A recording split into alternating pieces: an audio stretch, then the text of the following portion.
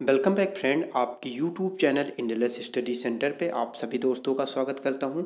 और आप सभी लोगों की यूपी टेट 2018 के एग्ज़ाम काफ़ी अच्छे गए होंगे। ये मेरी गॉड से प्रार्थना है कि आप लोगों का रिजल्ट भी काफ़ी अच्छा आए। और जैसा कि यूपी में 68,500 प्राथमिक शिक्षकों की जो रिटन एग्ज़ाम होने वाले हैं और डेट जिसकी प्रस्तावित है 6 जनवरी, ठीक है ना। उसके लिए अब हम लोगों के पास ज़्यादा समय नहीं बचा हुआ है एग्ज़ाम की तैयारी करने के लिए। इसलिए अब टाइम को और लॉस ना कर करके अब हम लोग जो है 68,500 जो लिखित परीक्षा होने वाली है वो ऑब्जेक्टिव फॉर्म में होगी या रिटन फॉर्म में होगी, ऐसा भी कुछ कहना संभव नहीं है। हालांकि पॉसिबिलिटी जो ज़्यादा है वो ऑब्जेक्टिव फॉर्म में होने की है कि ऑब्जेक्टिव बेसिस एग्जाम होंगे। तो आज से मैं आप सभी लोगों के लिए टेस्ट सीरीज ला रहा हूँ 68,500 प्राथमिक शिक्षक लिखित परीक्षा 2018 के नाम से। और आज का जो पहला सीरीज है ये आपका जो पिछले साल एग्ज़ाम हुआ है 68,500 लिखित परीक्षा का, उसका मॉडल पेपर से मैं स्टार्ट कर रहा हूँ। इस मॉडल पेपर से हम लोगों को थोड़ा सा आइडिया यह मिलेगा कि किस प्रकार के क्वेश्चन जो है पूछे जाने की संभावना है। हालांकि पिछली बार जो रिटन एग्ज़ाम हुआ था, लेकिन इस बार जो है आपका ऑब्जेक्टिव एग्ज़ाम होने की ज़्यादा संभावना है। तो चलिए स्टार्ट करते हैं सीरीज को कि देखें किस प्रकार के क्वेश्चन पिछले ईयर में जो है पूछे गए हुए थे। देखिए, सचिव परीक्षा नियामक प्राधिकारी उत्तर प्रदेश इलाहाबाद शिक्षक भर्ती परीक्षा 2018 मॉडल प्रश्न पत्र, यानी परीक्षा नियामक प्राधिकारी ने अपना एक मॉडल पेपर दिया हुआ था कि इसी टाइप के क्वेश्चन आएंगे और उस टाइम जो है आपके वन वर्ड आंसर देने थे। तो अभी थोड़ा सा हम लोग मॉडल पेपर को एनालाइज करेंगे और उसके बाद सीरीज के जो इस टाइप के नए आपके क्वेश्चन बनने लायक रहेंगे वो मैं आप लोगों को मॉडल पेपर के माध्यम से प्रस्तुत करूंगा। तो इसमें सभी सेक्शन में से, यानी जो आपके सब्जेक्ट बन रहे हैं 14-15 सब्जेक्ट अप्रॉक्स हैं टोटल, मतलब उर्दू को पिछली बार सम्मिलित नहीं किया गया था, बाकी सारे सब्जेक्ट जो है सम्मिलित थे। तो सभी सब्जेक्ट में से इन्होंने 3-4-5 क्वेश्चन ऐसे मिला जुला के सभी सब्जेक्ट से दिए हुए थे कि इसी टाइप के क्वेश्चन आएंगे। तो देखिए, इसमें पहला क्वेश्चन था हिंदी सेक्शन में से इन्होंने पूछा हुआ था। मैं आप लोगों को एक बार ओवरव्यू दिला दूँ और इसमें दिखा दूँ ओवरव्यू। हिंदी का है, अंग्रेजी का है, संस्कृत का है, विज्ञान का है, ठीक है, और मैथ का है, पर्यावरण एवं सामाजिक अध्ययन, यानी 30 क्वेश्चन इस सीरीज में मैं आप लोगों को दिखाऊंगा मॉडल पेपर के तौर पे, जो पिछले साल जो है पीएनपी ने दिया हुआ था। तो हिंदी सेक्शन में से देखते हैं और साथ ही साथ में कुछ आप लोगों को नए क्वेश्चन भी इसी मॉडल पेपर से रिलेटेड आपको अपडेट भी कराऊंगा। तो पहला क्वेश्चन देखते हैं हिंदी सेक्शन में, उत्कृष्ट शब्द का विलोम लिखिए। उत्कृष्ट शब्द का विलोम क्या होगा? तो निकृष्ट होगा। पिछली बार जो एग्जाम हुए ऐसे ही हुए थे, आपको एक तरफ इस साइड में पूरे क्वेश्चन दे दिए गए थे और इस तरफ आपको आंसर लिखने के लिए जगह दी गई थी कि आप वन वर्ड में उसका आंसर लिखें, ठीक है ना। लेकिन इस बार आप सभी लोगों के एग्जाम जो है ऑब्जेक्टिव बेसिस पे होंगे, यानी गोले वाले होंगे, जिसमें से सही विकल्प जो आपका रहेगा उसे भरना होगा इस टाइप का, ठीक है ना। तो चलिए शुरू करते हैं। पहला क्वेश्चन जैसा मैं आप लोगों को बता ही दिया, उत्कृष्ट शब्द का विलोम क्या हो जाएगा? निकृष्ट हो जाएगा। सही आंसर क्या हो जाएगा? निकृष्ट हो जाएगा। सेकंड क्वेश्चन देखते हैं, मुखिया शब्द में कौन सा प्रत्यय जुड़ा हुआ है? तो देखिए, इन्होंने यहाँ पर गलत दिया हुआ था, या दिया हुआ था, जबकि मुखिया में या होगा, ठीक है ना, छोटी ई और या। मुखिया में क्या होगा? या होगा। ये मुखी प्लस ईया हो जाएगा, यानी यहाँ पर प्रत्यय क्या होना चाहिए? ईया होना चाहिए, या नहीं होना चाहिए। यहाँ पे क्या होना चाहिए? ईया होना चाहिए, ठीक है ना। तो मुखिया में प्रत्यय क्या हो जाएगा? देखिए, प्रत्यय उपसर्ग से भी क्वेश्चन आएंगे, आप सभी लोग जान लीजिए। जिसको नहीं आता है मैं थोड़ा सा भी शॉर्ट फॉर्म में बता दे रहा हूँ। प्रत्यय जो है वो शब्द के अंत में जुड़ता है, ठीक है ना, और उपसर्ग जो है वो शब्द के पहले जुड़ता है, ध्यान रखिएगा। तो यहाँ पर प्रत्यय पूछ रहा है तो प्रत्यय क्या हो जाएगा? यहाँ पे ईया हो जाएगा, जबकि या यहाँ पे गलत दिया हुआ है। थर्ड क्वेश्चन देखते हैं, पीताम्बर शब्द का समास विग्रह करिए। तो पीताम्बर शब्द का समास विग्रह करेंगे, यानी शब्दों को जब अलग अलग करेंगे तो पीत है अंबर, ठीक है ना, यानी पीला जिसका है वस्त्र, अर्थात श्री कृष्ण कह सकते हैं, विष्णु भी कह सकते हैं, ठीक है ना। तो पीताम्बर यहाँ पे समास विग्रह आपको करना है तो क्या हो जाएगा? पीत है अंबर। फोर्थ क्वेश्चन देखते हैं हिंदी का, महेंद्र में प्रयुक्त संधि का नाम बताइए। यानी महेंद्र जो वर्ड है इसमें कौन सी संधि जो है वो प्रयोग हुई है? तो महेंद्र में गुण संधि का प्रयोग किया गया है, ठीक है ना। और उसके बाद एक क्वेश्चन पैसेज से इन्होंने दिया हुआ था, श्रम साधना करने वालों को यश प्राप्त होता है और वैभव भी। इसी प्रकार पैसेज था और पैसेज से क्वेश्चन पूछे गए हुए थे, ठीक है ना। यहाँ पे क्वेश्चन नहीं दिया गया, लेकिन उन्होंने बताया होता कि पैसेज भी आएंगे। और फिफ्थ क्वेश्चन देखते हैं, रक्षक का विलोम क्या होगा, तो रक्षक का क्या हो जाएगा, भक्षक हो जाएगा। ये हिंदी सेक्शन के क्वेश्चन हुए, ठीक है। अब हम लोग इंग्लिश पे आते हैं कि इंग्लिश में किस टाइप के क्वेश्चन पूछे जाएंगे। देखिए, मॉडल पेपर सॉल्व करने का सबसे बड़ा बेनिफिट ये होगा कि भले ऑब्जेक्टिव टाइप क्वेश्चन रहेंगे, लेकिन क्वेश्चन ऐसे वन लीनियर फॉर्मेट टाइप ही होंगे, बशर्ते आपको सिर्फ ऑप्शन वहाँ दे दिया जाएगा, ठीक है ना। इसमें ऑप्शन नहीं दिया गया था, इसमें सीधे सीधे आपको आंसर अपनी तरफ से सोच कर लिखना था। लेकिन आपके लिए जो क्वेश्चन आएंगे वो ऑब्जेक्टिव फॉर्म में होंगे, आपके पास विकल्प रहेगा, विकल्प से आपको चुनने में और ज़्यादा आसानी होगी।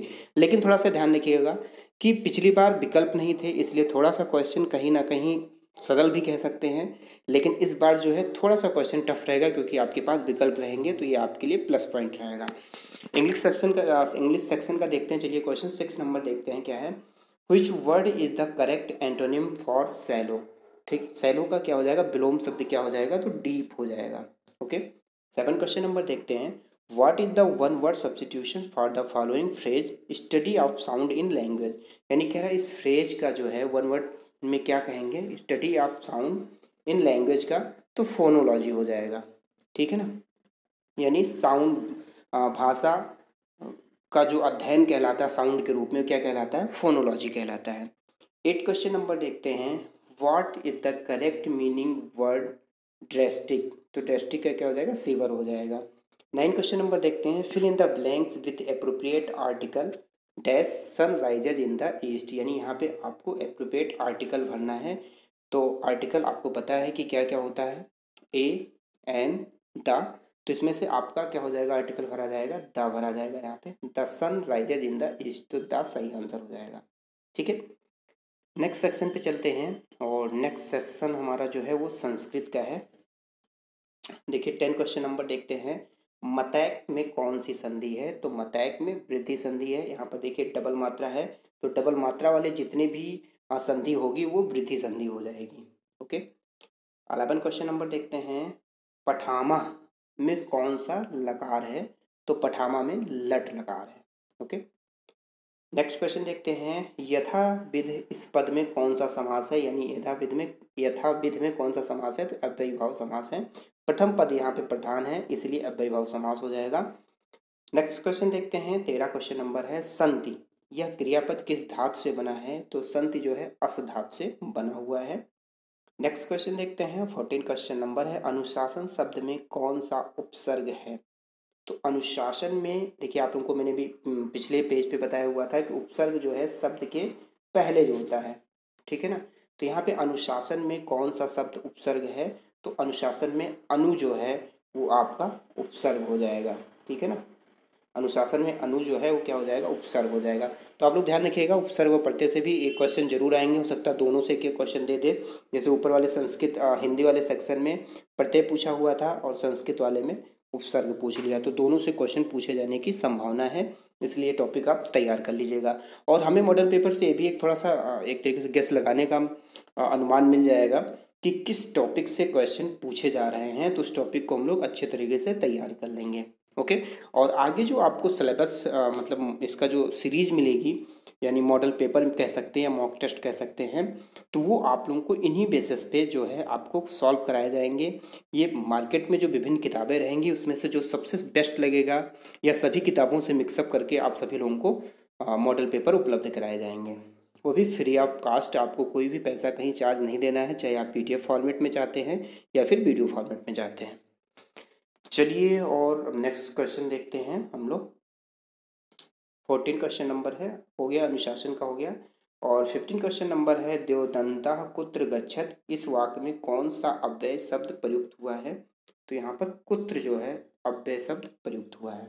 ओके, अब साइंस का सेक्शन देखते हैं। साइंस में भी आपके 10 क्वेश्चन पूछे गए हुए थे, लेकिन मॉडल पेपर में आपके 2, 4, 6, 7 क्वेश्चन दिए गए हैं, ठीक है ना। तो चलिए 16 क्वेश्चन नंबर देखते हैं। कह रहा है पक्षियों के आकाश में उड़ने पर न्यूटन का कौन सा नियम लागू होता है। तो देखिए पहली बात मैं आप लोगों को बता दूं, न्यूटन ने 3 नियम अपने दिए हुए थे, फर्स्ट, सेकेंड और थर्ड, ठीक है ना। तो सबसे ज़्यादा जो पूछे जाते हैं क्वेश्चन वो न्यूटन के तृतीय नियम से पूछे जाते हैं। अधिकतर क्वेश्चन जो बनता है वो न्यूटन के तृतीय नियम से बनता है। कभी कभी फर्स्ट और सेकंड से भी क्वेश्चन पूछ लिए जाते हैं, ठीक है ना। तो इसका पर्टिकुलर एक टॉपिक हम लोग लेके किसी दिन जब साइंस वाला सेक्शन स्टार्ट करेंगे तो उसमें इस टॉपिक को डिस्कस कर लेंगे। आपको क्वेश्चन वहीं से मिल जाएंगे, बाहर कहीं पूछे जाने की संभावना बहुत कम रहेगी। तो तृतीय नियम से जो है वो आपका तृतीय नियम क्या कहलाता था कि क्रिया प्रतिक्रिया का नियम था, ठीक है ना। यानी पक्षियों के आकाश में उड़ने पर न्यूटन का कौन सा नियम लागू होगा? न्यूटन का तृतीय नियम लागू होगा। ओके, 17 क्वेश्चन नंबर देखते हैं। रोगियों के दांत देखने के लिए दंत चिकित्सकों द्वारा कौन सा दर्पण उपयोग किया जाता है? यानी जो डॉक्टर होते हैं, जो दांत देखते हैं, डेंटिस्ट होते हैं, वो जो जिस लेंस के द्वारा देखते हैं उस लेंस में कौन सा दर्पण उपयोग किया जाता है? तो अवतल दर्पण उपयोग किया जाता है, ठीक है। नेक्स्ट क्वेश्चन देखते हैं। फुलरीन किसका अपरूप है? तो फुलरीन जो है वो कार्बन का अपरूप है। ये भी महत्वपूर्ण क्वेश्चन है, कई बार एग्जाम में आया हुआ है। नेक्स्ट देखते हैं। रतौंधी किस विटामिन की कमी से होता है? Most important question. तो रतौंधी जो है विटामिन ए की कमी से होता है। 20 क्वेश्चन नंबर देखते हैं। हाइड्रा किसकी सहायता से भोजन ग्रहण करता है? तो हाइड्रा स्पर्शकों द्वारा जो है भोजन ग्रहण करता है। 21 क्वेश्चन नंबर देखते हैं। किसकी उपस्थिति के कारण चूने का पानी दूधिया हो जाता है? ये भी इंपॉर्टेंट क्वेश्चन है। तो चूने का पानी दूधिया जो हो जाता है वो कार्बन डाइऑक्साइड यानी CO2 की उपस्थिति के कारण जो है चूने का पानी दूधिया हो जाता है कार्बन डाइऑक्साइड के द्वारा। नेक्स्ट क्वेश्चन देखते हैं और साइंस का लास्ट क्वेश्चन देखते हैं। अधातुओं के ऑक्साइडों की प्रकृति कैसी होती है? तो अधातुओं की ऑक्साइड की प्रकृति जो है वो अम्लीय होती है। देखिए अम्लीय क्षारीय से भी क्वेश्चन पूछा जाता है, ठीक है ना। तो यहाँ पर जो पैमाना होता है वो 7 तक होता है, ठीक है ना, मतलब 0 रहेगा। और यहाँ पर अम्लीय, क्षारीय और उदासीन से भी क्वेश्चन पूछे जाते हैं, भी ध्यान रखिएगा आप सभी लोग।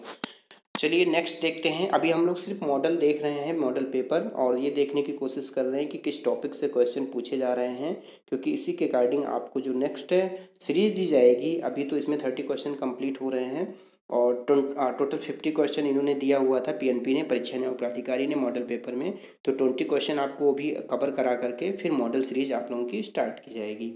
मैथ से देखिए सिंपल सिंपल क्वेश्चन थे, कोई बहुत बड़े क्वेश्चन नहीं थे। 23 क्वेश्चन नंबर देख लेते हैं। 5 अंकों की सबसे बड़ी संख्या लिखिए जो पूर्ण वर्ग ना हो, तो आपकी ये हो गई 5 अंकों की। और 24 क्वेश्चन नंबर सिंप्लीफिकेशन का था, बोर्ड मास से रिलेटेड था, ठीक है ना। तो पहले ब्रैकेट को सॉल्व करते हैं, फिर ऑफ को सॉल्व करते हैं, फिर डिवाइड देखते हैं, ठीक है ना, फिर मल्टीप्लाई देखते हैं, फिर ऐड देखते हैं, फिर सब्ट्रैक्शन देखते हैं। तो बोर्ड मास से रिलेटेड क्वेश्चन थे। और 25 क्वेश्चन नंबर था कि कक्षा 7 के छात्रों का पूर्णांक 100 में से क्रमशः 85, 73, 93, 64, 86, 70 प्राप्तांक हैं। तो प्राप्तांकों का औसत क्या है, ठीक है ना। तो इसमें से औसत निकालना था आपको, यानी एवरेज निकालना था। तो एवरेज भी बहुत आसानी से निकल जाएंगे, आप लोग ईजिली निकाल सकते हैं, कोई बहुत टफ क्वेश्चन नहीं था। और पर्यावरण एवं सामाजिक अध्ययन से क्वेश्चन भी देख लीजिए, 4-5 क्वेश्चन हैं। तो 26 क्वेश्चन नंबर देखते हैं। भारतीय संविधान की समवर्ती किस राज्य में लागू नहीं है? तो भारतीय संविधान की समवर्ती जो है सूची वो जम्मू एंड कश्मीर में लागू नहीं है, JNK में लागू नहीं है। 27 क्वेश्चन नंबर देखते हैं। भारत में हरित क्रांति लाने का श्रेय किस व्यक्ति को दिया जाता है या किस व्यक्ति को जाता है? Most important question. तो ये MS स्वामीनाथन को जाता है। और आप सभी लोगों ने देखा होगा कि इसमें यूपी टेट में इससे भी क्वेश्चन पूछा गया था, MS स्वामीनाथन से संबंधित पूछा गया था, ठीक है ना। और 28 क्वेश्चन नंबर, मुझे श्योर नहीं है कि प्राथमिक में था कि जूनियर में था, लेकिन ये क्वेश्चन यूपी टेट 2018 में आया हुआ था, MS स्वामीनाथन से संबंधित, ठीक है।